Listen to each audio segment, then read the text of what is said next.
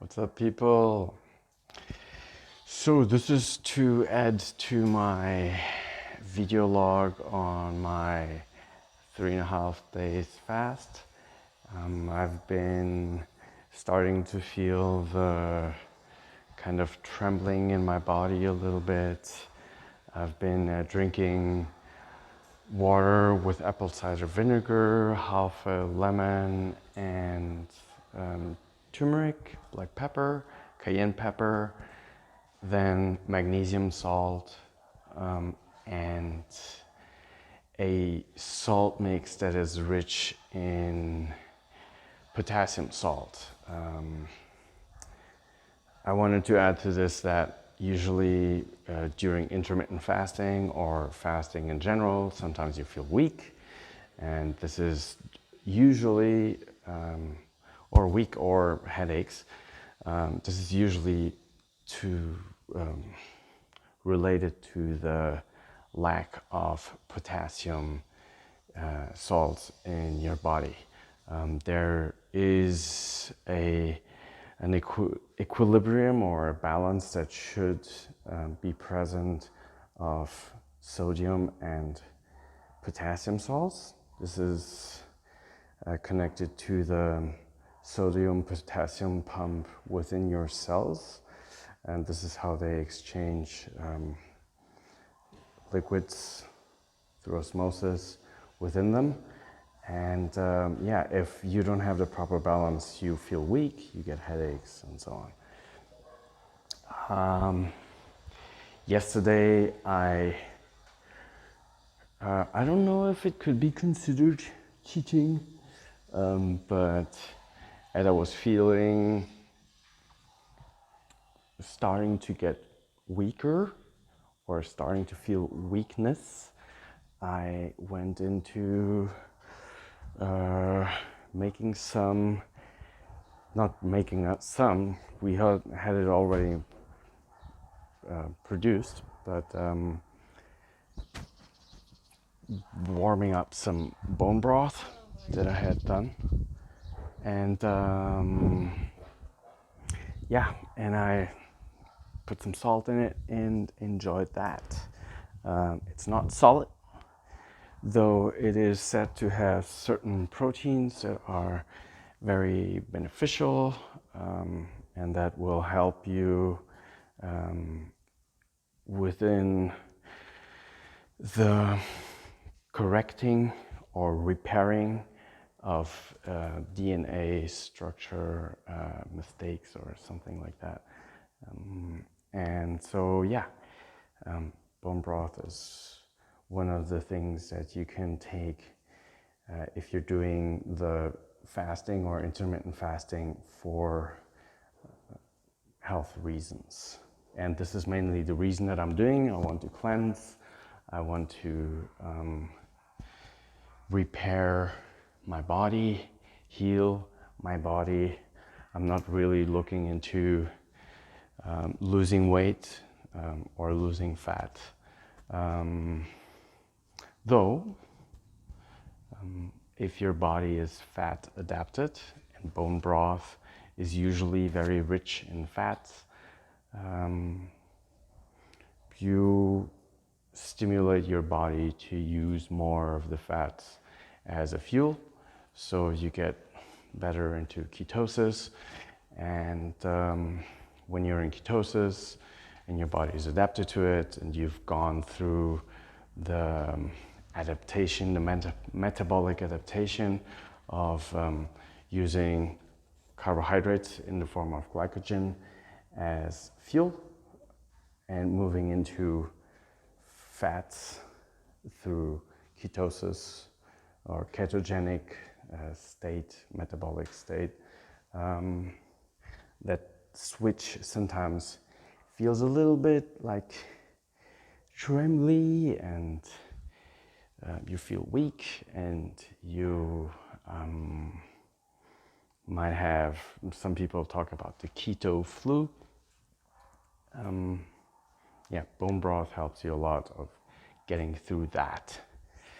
So this is my little take on that from everything that I've been learning during these last years on that subject. I've been doing intermittent fasting for at least 2.5 years, almost 3 years, and basically skipping breakfast till lunch.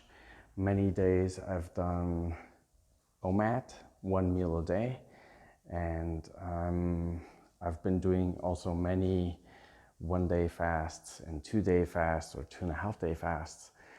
And I've also started implementing a regular 3.5-day fasts during equinoxes and solstices, which is the 21st of March, 21st of June, 21st of August, and 21st of December.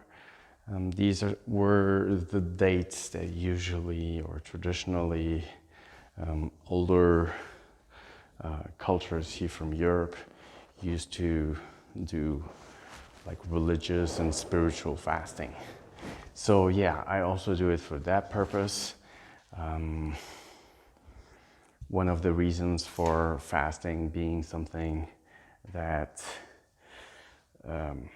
aligns you a little bit with your higher self. It can be, if you want to put it in a biological or biochemical point of view, it is or might be related to one of the ketones that is produced during the metabolic state of ketosis, and that is beta-hydroxybutyrate. That gives you like higher focus and kind of greater sensitivity to everything that is going on. And this state also makes you many things that are like that you still haven't dealt with on a deeper level to come up and manifest themselves. Reason for which you probably feel a little bit weird and emotional and sensitive and more open to receiving external impulses or being more influenced by what is going on from the outside. So yeah, one of the things that happen a lot when you're fasting is that you go through many waves of feeling kind of weak, and then you feel like, whoa, this is amazing, and then you feel weak again, and then it's, whoa, this is amazing. So yeah, it's you feel a lot of ups and downs. You feel hunger come up sometimes. You feel focus.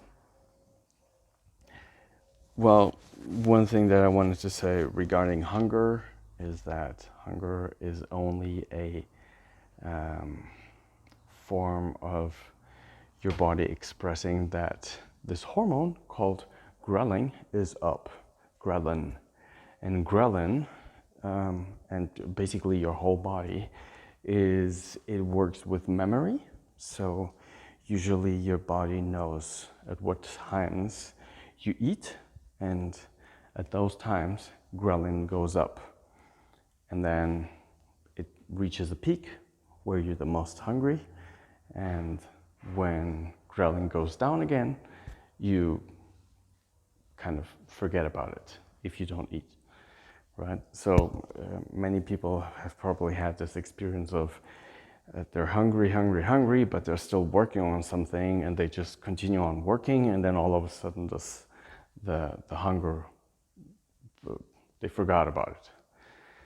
And this is where ghrelin goes down again, or went down again. what also happens is this is probably the reason why we overeat so often. It's related to us not being satiated. Satiety, people say. This is a hormone, and we can get resistant to it, which is called leptin. And so, yeah, leptin, if you're resistant to leptin, you tend to overeat because the signaling of your body to your brain doesn't work properly. And so you still think you're hungry, or you can still eat something, and the satiety hormone doesn't kick in. And so, yeah, since I started with the intermittent fasting, I've noticed a lot of that cycles happening. Especially at the beginning, I was very often hungry still in the morning, but then it completely changed into just being okay with not eating. So, yeah, this is for now my take on my 3-day fasting experience again. Yeah, let me know if you have any questions. Please leave your comments down below, and subscribe to my channel that I'm building right now. And yeah, let me know what you're interested in knowing about this, and let me know if you have any insights into what I said, and if you have any kinds of critique, that I'm very honored to be talking about, because I'm also only learning about everything, all these new subjects that have been coming up, or kind of re-immersing again into human culture and knowledge and wisdom and all of that. So yeah, much love to you.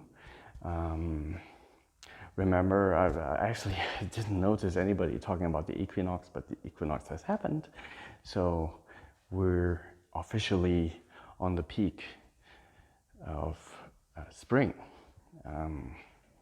Most people think it's the beginning of spring, but this is the peak of spring, and now it's going in direction of the peak of summer, which is the summer solstice on the 21st of June.